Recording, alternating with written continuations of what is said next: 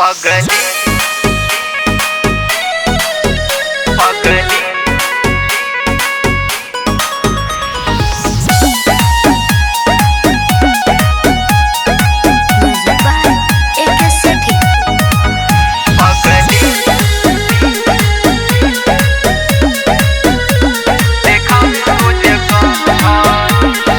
लगता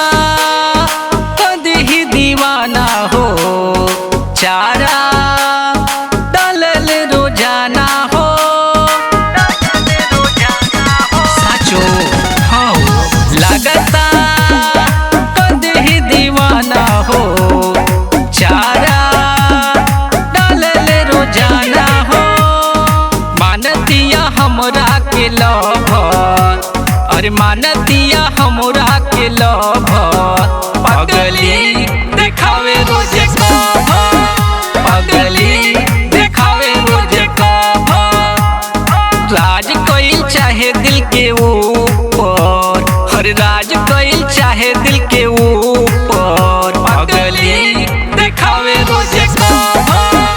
पगली देखावे रोजे कभ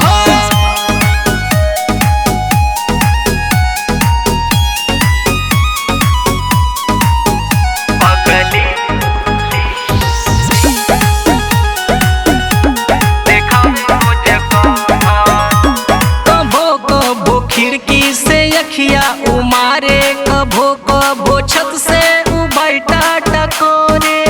सही कहो हाँ हो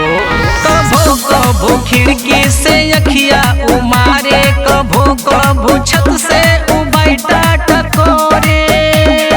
ताकि न बजा देवे बूफर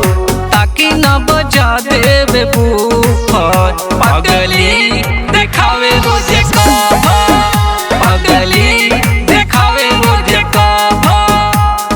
राज कइल चाहे दिल के ऊपर हर राज कइल चाहे दिल के ऊपर पगली देखावे रोजे कभ पगली देखावे रोजे कभ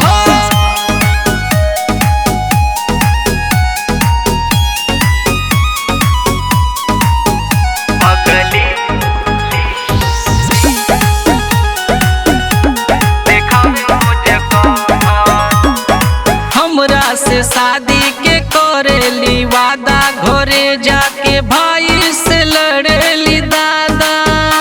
एकदम जीत पागल बयार हमरा से शादी के करेली वादा घरे जाके भाई से लड़ेली दादा अरे कहेले उपेंद्र चंपा बेटा अरे कहेले उपेंद्र चंपा बेटा पगली देखावे रोजे कभ पगली देखावे रोजे कभ राज कइल चाहे दिल के